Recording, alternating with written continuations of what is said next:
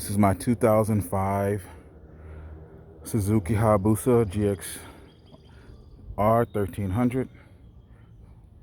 I'm gonna throw it up for sale, see what can be done. The bike has 28,500 miles on it. It has some cosmetic issues. I bought the bike from Wow Motorcycles with 21,000 miles on it. So I've driven it for about 8,000 miles, and I've drove it to the longest ride so far has been to Daytona Beach and back for that weekend in 2019. Otherwise, it's garage kept, and I have a charger or for the stator for the battery, so it keeps the battery on the trickle charge. It is the original battery in the bike. I haven't changed it. When I got the bike, it was good. I just got the charger put on it, and I plug it in when I'm not riding it throughout the winter. And I do start it, and I am a winter rider, so it does get ridden in the down to 30 degrees is my limit. That's my limit without leathers on.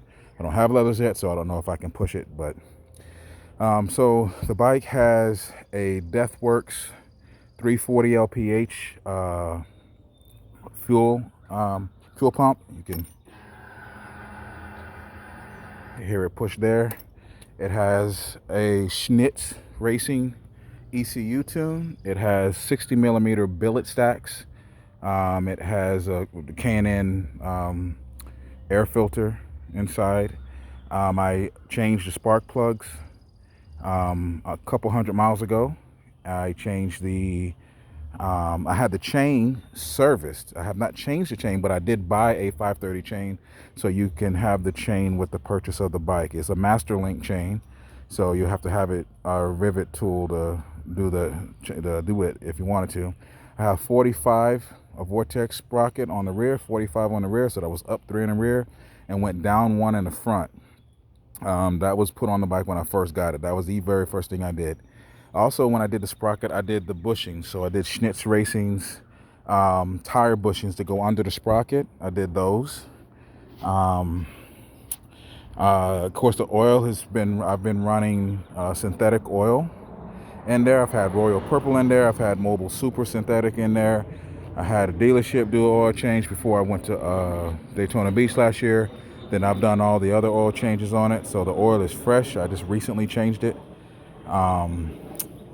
The fairings, so the bike has some cosmetic. The fairings the bike went down before I got it. The previous owner dropped the bike, so whatever they did, it moved the fairings to where the headers have started to boil or cook the fairing. So you can see right through there. So it's on both sides. I think it's worse on the other side. Even so much so it's cooking through. There you go. It's cooking through the fairing. So I planned on, in my wish list, if I keep this bike, I'm either going to build it with the 1600cc kit or I'm going to turbocharge it. So fairings don't really matter to me. I'm throwing it up because I have I've always had an interest in the S1000RR. I threw it out to a dealership on yesterday to say, hey, let's discuss trade. If it's a fair deal, I'll just trade the bike in. It won't make a difference to me. Dealers are going to hit you and they're going to try to lowball you. They give me $2,500, $3,000 on the trade towards the S1000. That's cool. That's fine by me. I can deal with that. Because I know they're going to try and turn around and sell it for $4,000 or $4,500 or something. But I'm going to try and throw it up. I'm undecided. I haven't looked on Cycle Trader yet to see what the bike is worth. But I'm going to be fair, I'm going to be honest, and I'm going to be very transparent. The passenger seat, I do have the passenger seat. You can see this one has, the main seat has the original seat starting to tear. If I keep the bike, if this still doesn't go through or nothing goes crazy, if it gets too crazy, I'm not in a rush to sell it. I mean, my son is driving the Camaro. I put him in my Camaro so he could go to college with it.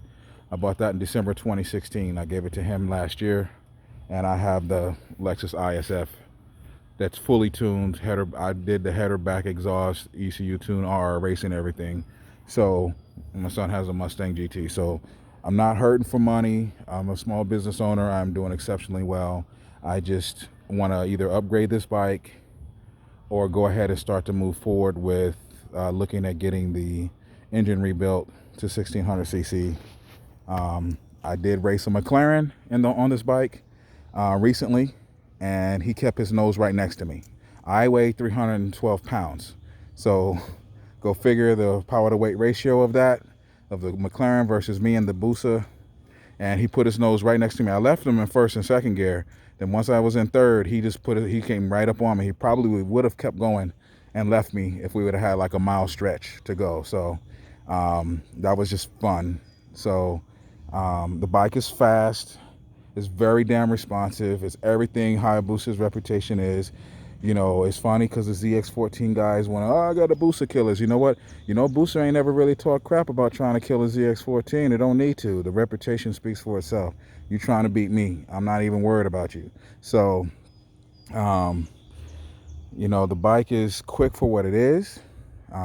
It's definitely has potential to go farther. I've never drag raced the bike on the track. I've never road tracked the bike. I'd like to.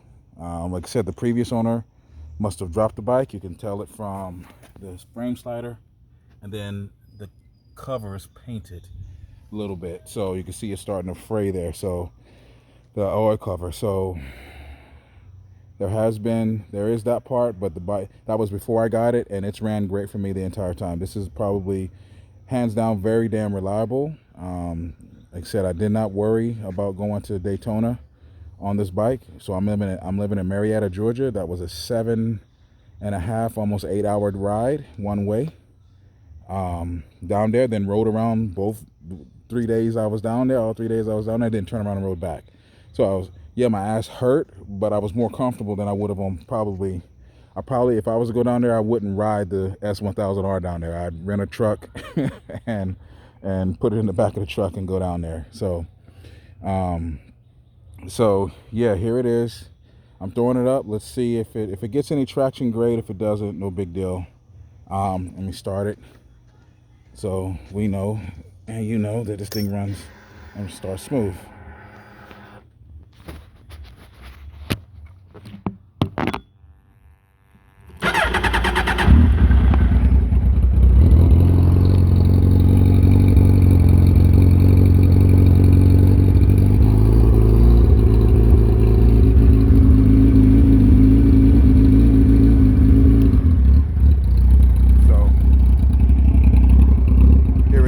Muffler delete to be heard. It's got shorty pipes.